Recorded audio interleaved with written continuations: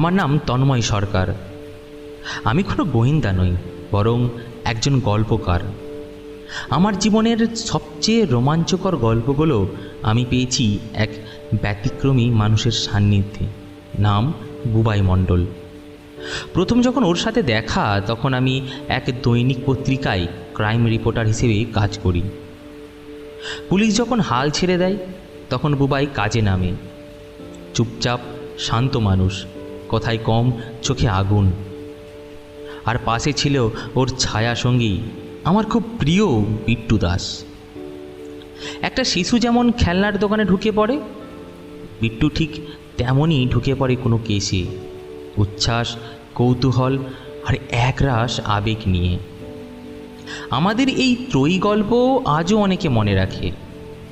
আর আজ যে গল্পটা বলবো, সেটা ঘটেছিল বছর 3 আগে, যে রাতের একটা ফোন আমাকে আর বিট্টুকে টেনে নিয়ে গিয়েছিল এক মৃত্যু, এক চুরি আর এক শতবর্ষ প্রাচীন ছবির অভিশাপের ভেতর।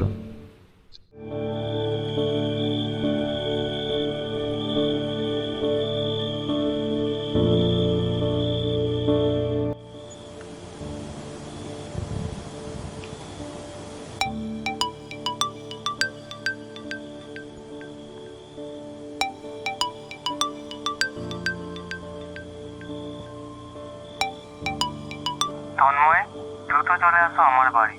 কেস আছে, কিন্তু এইবার একটু আলাদা। সময় কম, আর হ্যাঁ, বিট্টুকেও নিয়ে আসো। আমি কিছু না ভেবেই ছুটে যাই বুবাইয়ের সেই বেলেঘাটার ফ্ল্যাটে।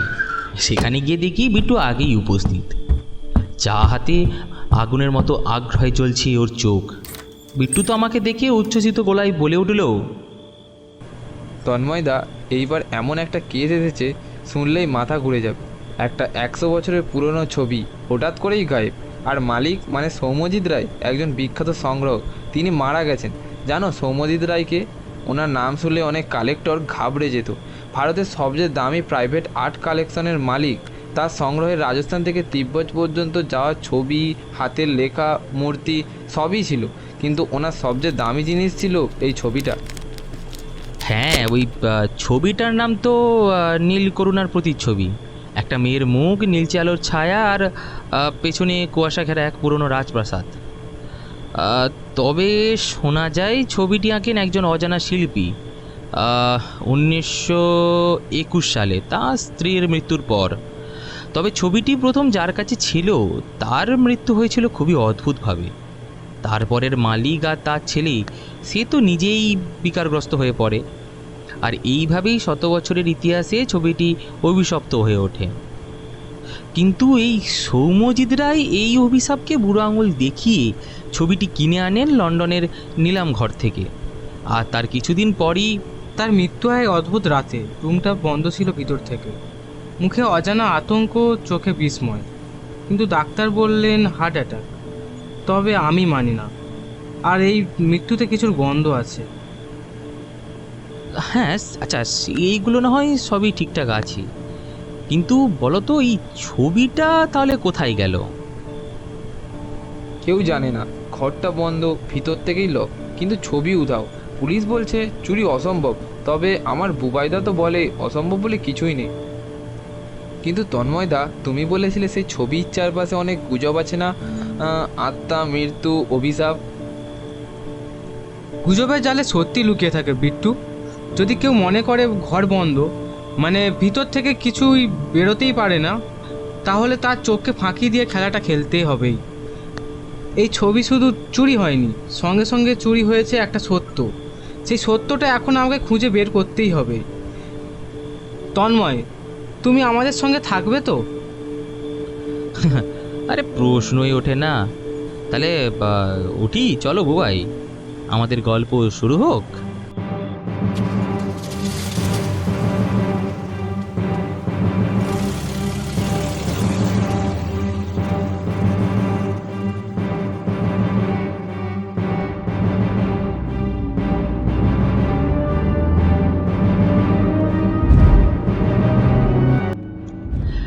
আর সেই সন্ধ্যা থেকেই আমরা ঢুকে পড়লাম এক 100 বর্ষ পুরনো ছবির ছায়ায়। যেখানে রহস্য, মৃত্যু আর মিথ্যের গন্ধ একসঙ্গে মিলেমিশে গেছে। এক অজানা অন্ধকারের দিকে এগিয়ে চললাম আমরা তিনজন। সন্ধ্যা নামার আগেই আমরা পৌঁছালাম বেলভিউ রেসিডেন্সে, কলকাতার শহরতলিতে সৌম্যজিৎ রায়ের পুরনো রাজপ্রাসাদ।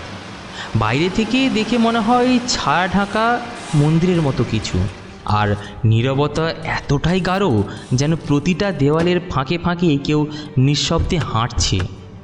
আর সেই দিনই শুরু হলো আমাদের প্রথম অনুভূতি।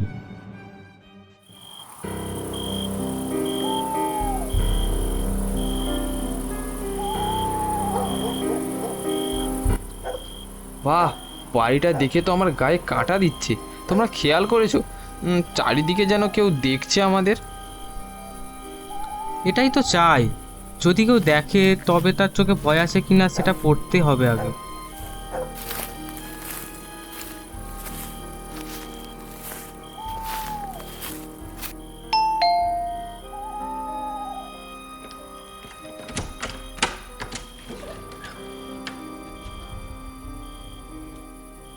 প্রবেশ করতেই আমাদেরকে স্বাগত জানালেন এক মানুষ, চেহারায় ক্লান্তি, মুখে গভীরতা। তিনি শ্রীধর, বাড়ির পুরনো ম্যানেজার। তার চোখে মুখে যেন কিছু লুকোনোর আতঙ্ক লেগে আছে। তা আপনারাই তো বুবাই বাবু? হ্যাঁ স্যার, আপনাদের কথা বলে গিয়েছিলেন, কিন্তু এখন তো উনি... আমরা এসেছি সত্যিটা খুঁজতে। আচ্ছা, ছবিটা কি আপনি শেষবার দেখেছিলেন? হ্যাঁ স্যার, সেদিন বিকেলে ছবিটার সামনে বসেছিলেন। হঠাৎ আমি রুমে ঢুকতেই উনি যেন চমকে উঠলেন। তারপর সেই রাতেই উনি আর ছিলেন না। ঘরটা আমরা নিজের চোখে দেখলাম। ঘরের দরজা ভিতর থেকে বন্ধ ছিল, জানালা খোলা ছিল না। তবুও ছবিটা নেই। তবুও একজন মানুষ মারা গেলেন এমনভাবেই যেন কিছু দেখেছিলেন যা মানুষ দেখলেই বাঁচে না। তবে কি সত্যিই সব ছবি অভিশপ্ত ছিল? ভয় কখনো লুকিয়ে রাখে না বিট্টু, ভয়ের ছায়ার পেছনেই থাকে সত্য। আর এই ঘরে সেই ছায়া অনেক গাঢ়। আমরা যখন ঘর থেকে বের হচ্ছি, আমি হঠাৎ দেখলাম প্রাসাদের এক কোণের অন্ধকারে এক নারী দাঁড়িয়ে, চোখ দুটো স্থির, অথচ জ্বলছে অজানা এক ঘৃণায়। সে আমাদের দিকে তাকিয়ে রইল এক মুহূর্ত, তারপর হঠাৎই চলে গেল অন্ধকারে। তন্ময়দা, তুমি দেখলে? হ্যাঁ, আমি দেখেছি, কিন্তু তার চেয়ে বেশি অনুভব করেছি। আর এই বাড়িতে শুধু ছবি হারিয়ে যায় না, মানুষের চোখের ঘুম, বিশ্বাস আর বাস্তবতাও কোথাও হারিয়ে যায়। বাড়িটা কথা বলে বিট্টু, আমরা শুনতে এসেছি। বেলভিউ প্রাসাদের প্রথম রাত। বুবাই তার ছোট খাতা খুলে তথ্যগুলি সাজিয়ে নিচ্ছে, আর আমি বিট্টুর পাশে বসেছিলাম। এ বাড়িতে কিছু একটা আছে, যা শুধু চোখে দেখা যায় না, কিন্তু অনুভব করতে হয়।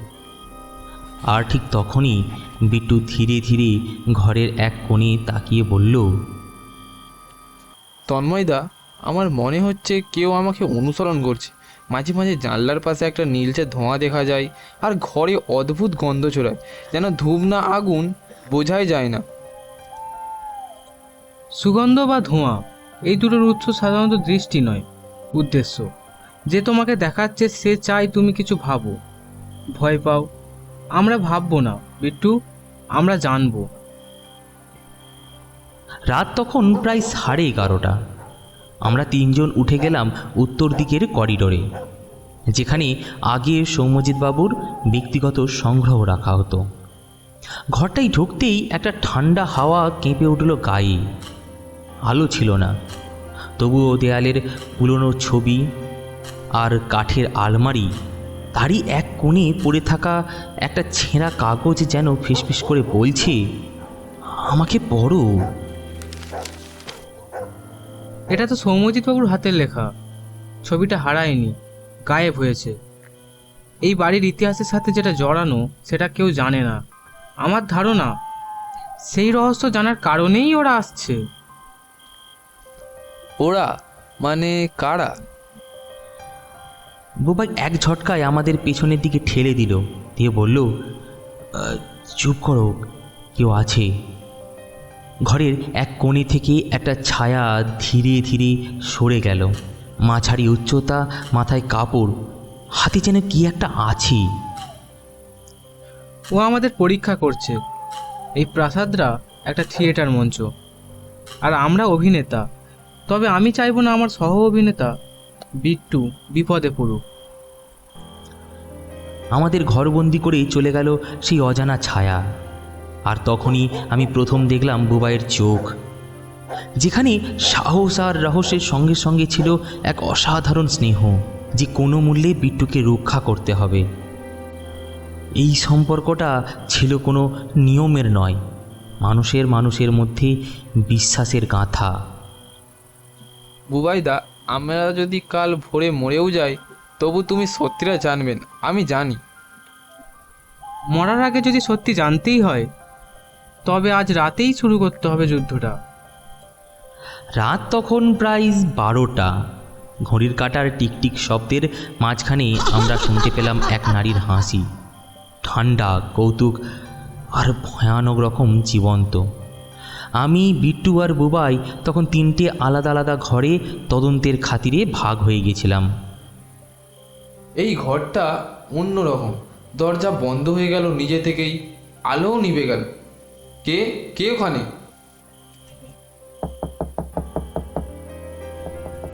বিট্টু, কথা বল, তুই ঠিক আছিস? না দাদা, এখানে কেউ আছে। দেওয়ালের ভেতর থেকে আওয়াজ আসছে, আর জানলার উপাস থেকে সেই নীল ধোঁয়া এবার যেন আমার গা জ্বালিয়ে দিচ্ছে। বিট্টু দরজার কাছে ছুটে গিয়েছিল, কিন্তু দরজা তখন যেন ইস্পাত। তার চোখের সামনে একটা কালো ছায়া ধীরে ধীরে আকৃতি নিচ্ছিল, লম্বা, মুখ ঢাকা, আর হাতে এক ধাতব রড।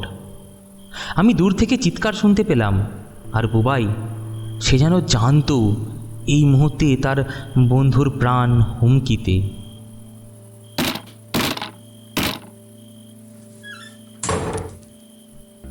ও আমার বিট্টু, আমি তোকে কিছু হতে দেব না। দাদা, জানলা থেকে ধোঁয়া আসছে, চোখ খুলে রাখতে পারছি না। আমি ছুটে গেলাম বুবাইয়ের পেছনে। সে এমন একরকম উত্তেজনায় ছিল যেন সে একজন ভাইয়ের প্রাণ বাঁচাতে যাচ্ছে। হঠাৎই এক দমকা হাওয়া, দরজা খুলে গেল নিজে থেকেই, আর আমরা দেখলাম বিট্টু নিস্তেজ হয়ে পড়ে আছে মেঝেতে। তার সামনে দাঁড়িয়ে সেই ছায়ামূর্তি হাত উঁচু করে বিট্টুর দিকে ধাতব রড নাবাতে যাচ্ছে। বন্ধুর গায়ে হাত, মরার শখ তোমার? বুবাই ঠিক সময়ে পৌঁছেছিল। তার ছুঁড়ে দেওয়া ছুরি ছায়ামূর্তির হাত থেকে রডটা ফেলে দিল। ছায়াটা জানলা দিয়ে লাফ দিল, আর ঘরে ঢুকে পড়ল ঠান্ডা দমক ধোঁয়া। আমরা বিট্টুকে তুলে ধরলাম। সে তখন চোখ বন্ধ করে বলল, আমি জানতাম তুমি আসবেন। তুই আমার ভাই বিট্টু, তোর গায়ে আঁচ লাগার আগে আমি আগুন নিভিয়ে দেব। সেই রাতে দেখলাম এক রহস্যভেদীকে, যে কেবল যুক্তি আর পর্যবেক্ষণে বিশ্বাস রাখে না। তার হৃদয়ে আছে অসীম মমতা আর বন্ধুত্বের জন্য মৃত্যুর মুখোমুখি দাঁড়ানোর সাহস। বুবাই মণ্ডল শুধু একটা নাম বা শুধু একজন গোয়েন্দা নয়, সে একজন মানুষ, যার ছায়ায় দাঁড়িয়ে বিট্টু নিশ্চিন্তে বাঁচে।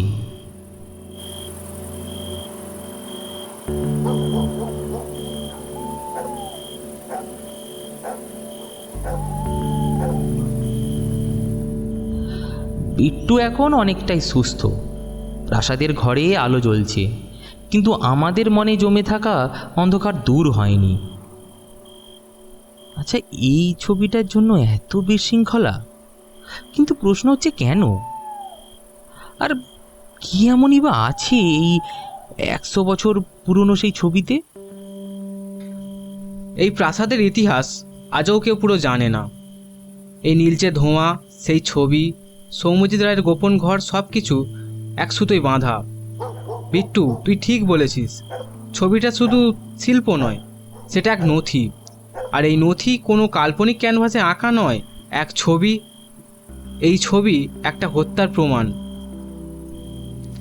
হত্যা মানে সেই ছবির মধ্যে কি কোনো লুকোনো মেসেজ আছে? ঠিক তাই। তুই লক্ষ্য করেছিস ছবির পেছনে থাকা সেই আয়নার ছায়া? সেটা কারো দিকে ইঙ্গিত করছে একটা পুরনো বন্দুকের মতো কিছু ধরা, যা ওই সময়ের কেউ জানতই না।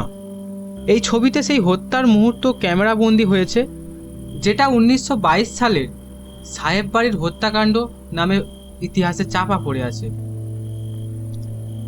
সেই নাম আমি আগে শুনিনি। সাহেব বাড়ির হত্যাকাণ্ড। আচ্ছা, সেই ছবির পেছনে যদি সত্যি এমন এক ইতিহাস লুকিয়ে থাকে, তাহলে কি ওই প্রাসাদে যারা আছে তারা কি জানে না, নাকি সবাই জানে কিন্তু মুখ বন্ধ করে আছে?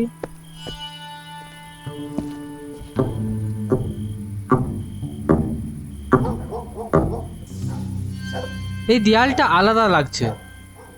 দেখো, এখানে ফাঁকা আওয়াজ, আর এখানে একটা ছোট বাটন।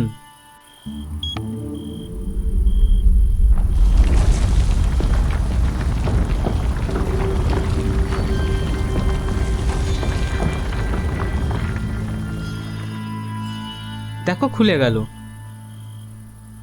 দেওয়ালের পেছনে একটা গোপন ঘর, ছোট্ট কিন্তু পরিপাটি।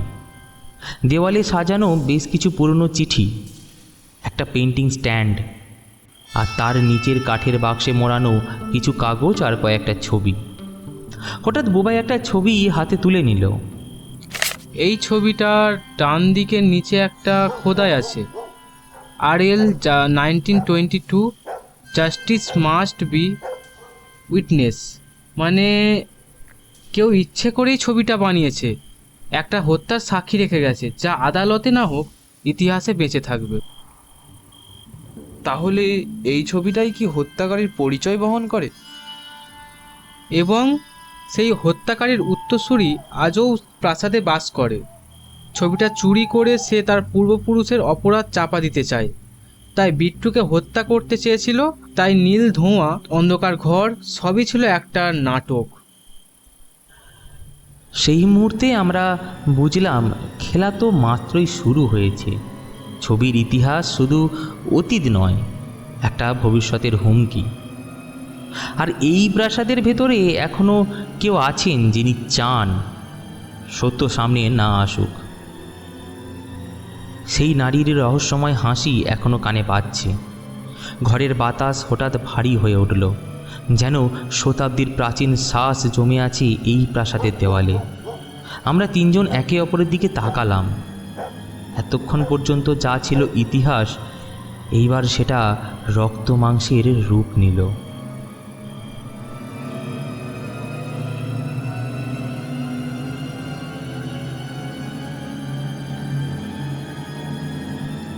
বুবাইদা, দরজাটা বন্ধ হয়ে গেছে, আমরা আটকে গেছি। ফাঁদ ছিল। আমরা যেই ছবি খুঁজে পেলাম, সাথে সাথেই ঘর আটকে গেল। কারো এক পায়ে এগোনোর অপেক্ষায় ছিল কেউ। কিন্তু এখন প্রশ্ন হলো, কে? ও বুবাই বাবু, আপনি বড় বুদ্ধিমান, কিন্তু আপনার ঘরের খোলা বাতাসে হাঁটা শেখা বিট্টুটাকেও ফাঁদে ফেললেন। ছবিটা ছুঁয়েছেন, ইতিহাসে হাত দিয়েছেন, এবার তার মূল্য তো আপনাদের দিতেই হবে।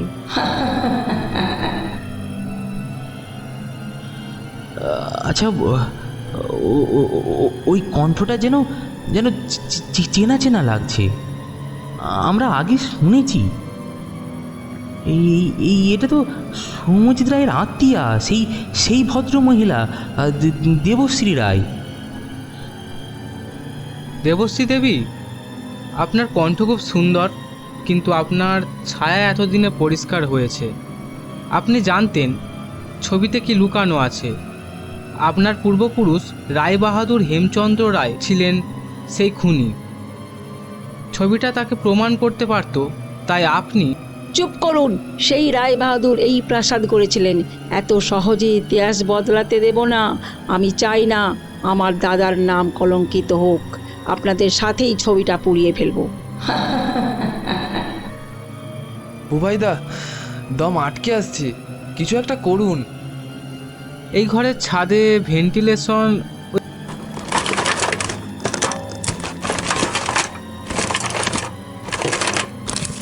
ওই খোলা কাঠের বাক্সের লোহার হাতুড়িটা দাও। বিট্টু, মাথা নিচু করো।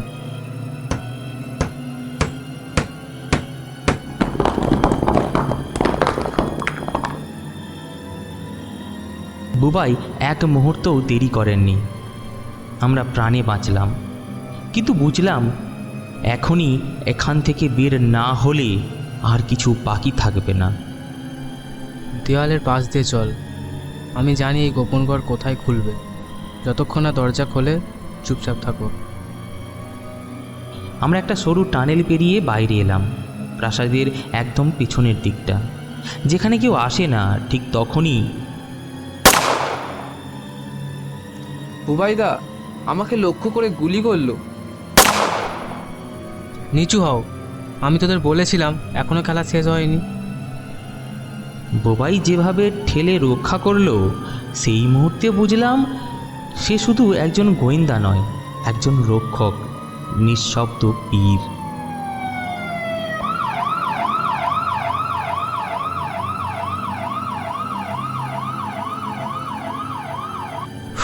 পুলিশ ঠিক সময় এসেছে।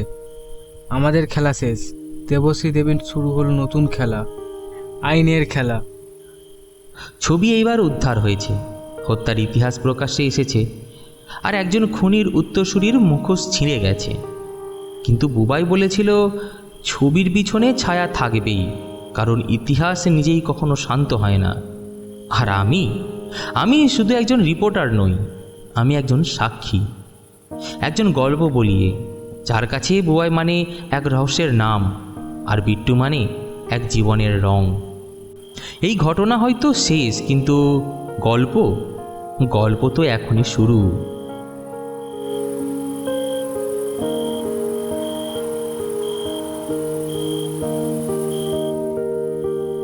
সব ঝড় থেমে গেছে, আকাশে আজ পূর্ণিমা, আর অন্ধকার প্রাসাদটাও আজ যেন হালকা হয়ে উঠেছে। ছবিটা যেটার জন্য এই এত লড়াই আর এত মৃত্যু, আজ সেটা এক নতুন রূপে আমাদের সামনে দাঁড়িয়ে আছে।